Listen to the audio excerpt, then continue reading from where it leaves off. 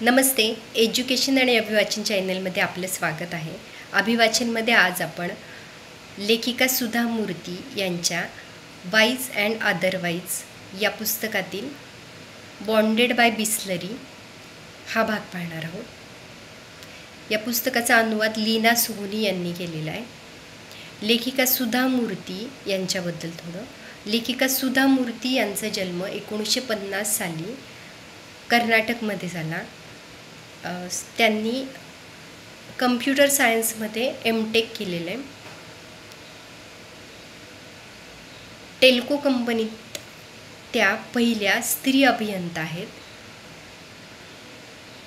इन्फोसिस फाउंडेशनचे त्या अध्यक्ष आहेत. शिवाय भारत सरकारतर्फे त्यांना पद्मश्री पुरस्कार मिळालेला आहे. त्यांना 6 डॉक्टरेट्स मिळालेले आहेत. सुधा मूर्ती यांना सामाजिक कार्य आणि साहित्य सेवेसाठी 6 डॉक्टरेट्स मिळालेले आहेत. बॉन्डेड बाय बिस्लरी या भागात लेखिका सुधा मूर्ती या गुजरातमध्ये 2001 साली कच्छमध्ये जो भूकंप झाला तेव्हा तिथं भेट द्यायला गेल्या. तिथला त्यांना काय अनुभव आला ते इथं सांगितलेलं आहे. तर ते आपण पाहूया. 26 जानेवारी रोजी गुजरात येथील कच्छ येथे झालेला प्रलयंकारी भूकंप सर्वांना माहीतच आहे. पृथ्वी मातेने अचानक आपला जबडा उघडला. माणसांना त्यांच्या मालमत्तेसह साधनसंपत्तीसह गिळंकृत करून टाकलं. एका रात्रीत रावाचा रंक बनला.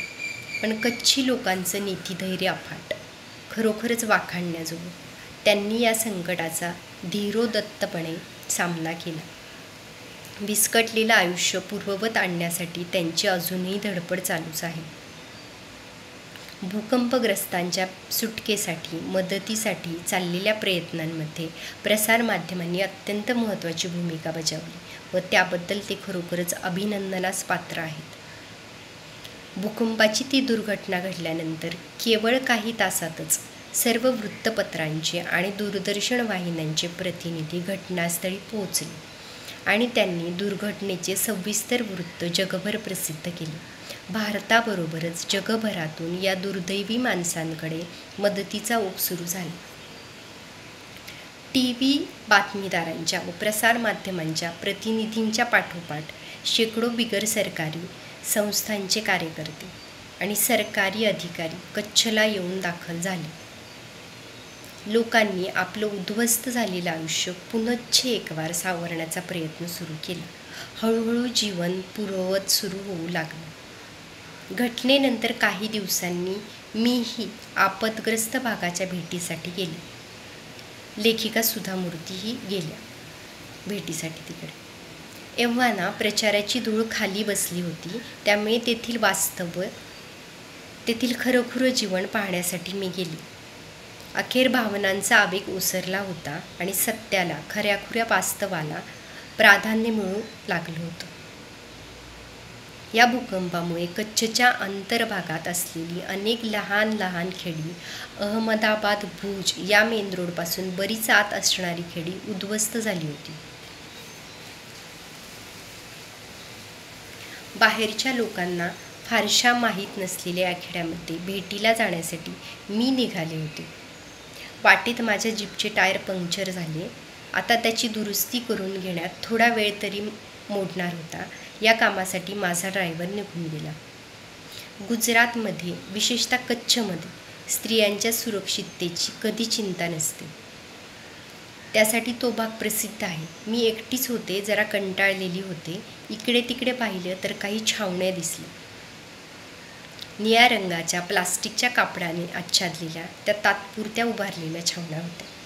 त्या भागात राहणाऱ्या लोकांसाठी तात्पुरती घरे, शाळा, आरोग्य केंद्रे त्या छावण्यांमध्ये होती. नंतर मी ऐकलं की काही तंबूंमध्ये हॉटेल्स पण होती. आयुष्य धावपळीत चाललं होतं. लोक आपापली दैनंदिन कामे उरकत होती. पावसाळा तोंडावर आला होता. त्यामुळे स्त्री पुरुष शेतीची कामे करत होती. किती चमत्कारिक परिस्थिती. गेल्या काही वर्षांमध्ये कच्छमध्ये पुरेसा पाऊस पडला नव्हता, पण नेमका यावर्षी चांगला पाऊस झाला होता. जोरदार पीक आलं होतं. कदाचित निसर्गाचा हा स्वतःचा न्याय असावा. एका हातानं ही निसर्ग देवता खरंच काही काढून घेते, तर दुसऱ्या हातानं त्या मोबदल्यात काहीतरी परत देते. लहान मुलं मजेत खेळत होती. मी जवळच्या एका तंबूत डोकावले. सुमारे 14 वर्षाची एक मुलगी धान्य निवडत बसली होती. बहुधा स्वयंपाकाची तयारी चालली असावी. मला पाहताच ती उठून उभी राहिली, हसून म्हणाली, या ना, आत या, बसा ना. ही माणसं कशी राहत आहेत ते मला बघायचं होतं. त्यामुळे मी आत शिरले. तिने मला बसायला एक चारपाई दिली. तंबूच्या आत स्वच्छता व टापटीप दिसून येत होती. मधोमध एक साडी टांगून तंबूचे 2 भाग केले होते. त्या मुलीशी बोलल्यावर मला कळलं, त्यांचं कुटुंब कच्छमधलं नव्हतं. ती मुलगी ग्लासभर पाणी घेऊन बाहेर आली. पावसाळा असला तरी खूप गरम होत होतं. पाणी प्यावं का नाही अशा विचारात मी पडले. जरा घुटमळले. मनात खूप विचार चमकून गेले. पाणी जर स्वच्छ नसलं तर अतिसार, कावीळ इत्यादी रोगांची लागण होण्याचा धोका. पण जर पाणी प्यायला नको म्हटलं तर बिचाऱ्या मुलीला वाईट वाटायचं. त्यामुळे मी तिच्या हातातून ग्लास घेतला, पण पाणी प्याले नाही. त्या मुलीला एक लहान बहीण होती. असेल साधारण 12 वर्षांची.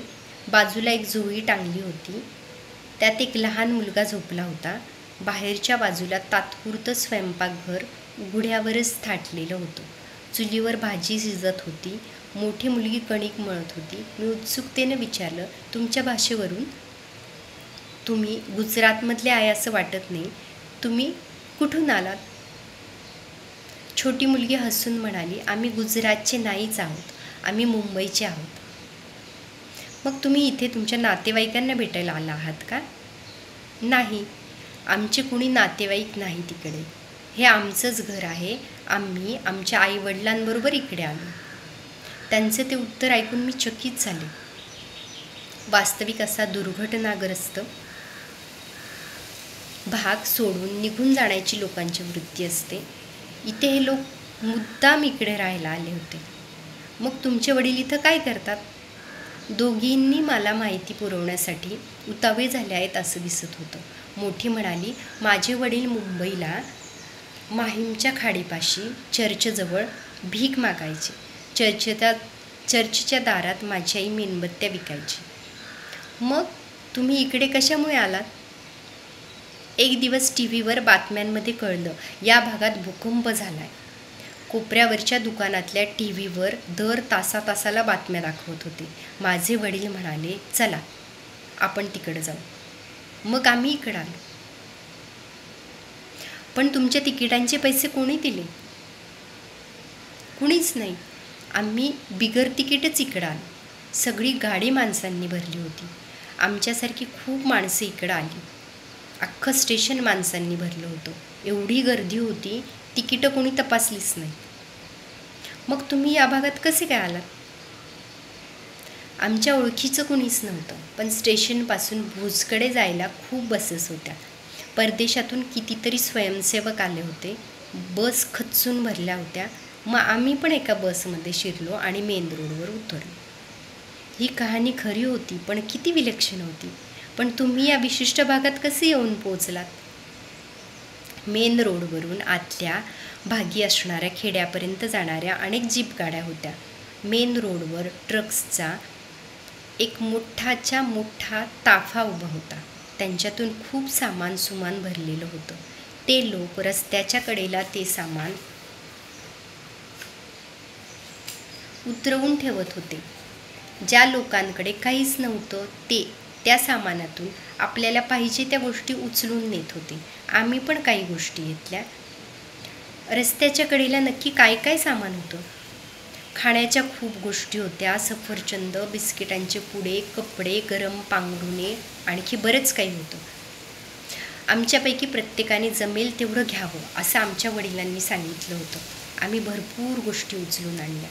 मुंबईत कधी जन्मात एवढ्या गोष्टी आम्हाला बघायला मिळाल्या नव्हत्या आणि सगळं भरपूर होतं. लहान मुलं निर्वाज्य असतात.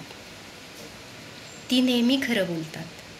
पुढं मोठी झाली की मग मात्र त्यांच्या आयुष्यात असत्य चोर पावलानं शिरतं. आपण जे काही नसू ते दाखवण्यासाठी खोटा आव आणून घमेंड मिरवण्यासाठी माणसं खोटं बोलतात. पण लहान मुलांच्या ठायी भरपूर आत्मविश्वास असतो. त्यामुळे त्यांना कोणतंही ढोंग करता येत नाही.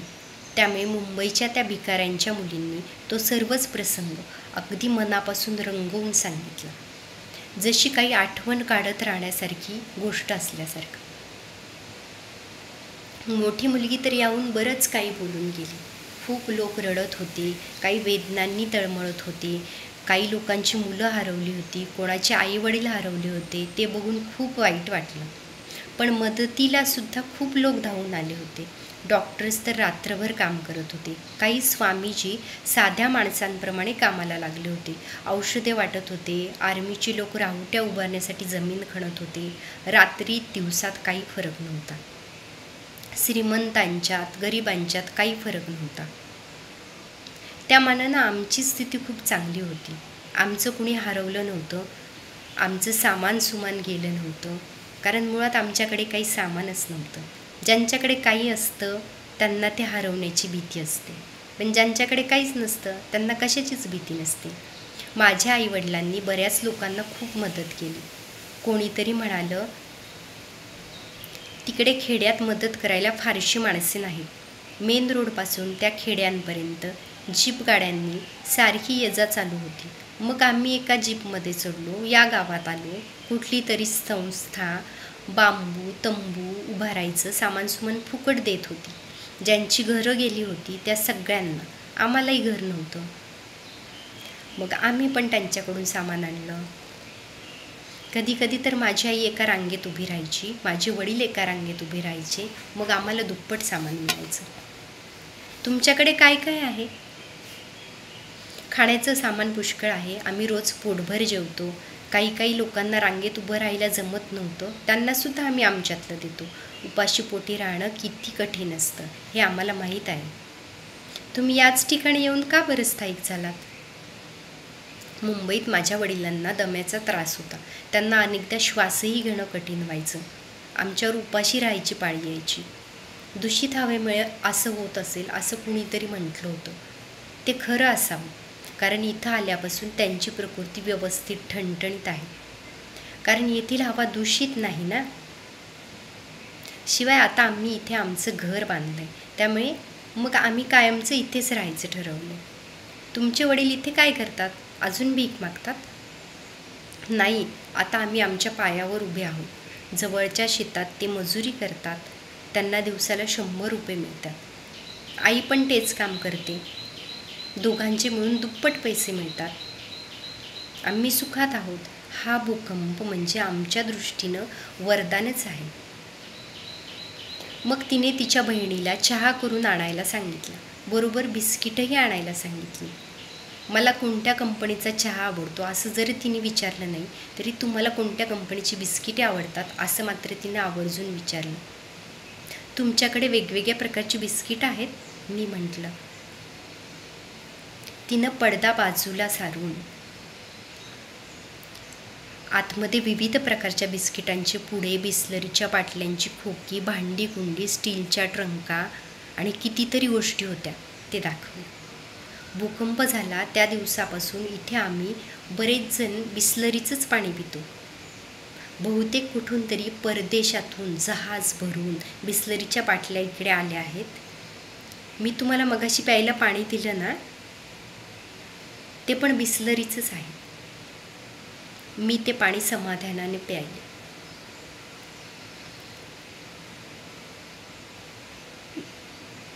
नमस्ते.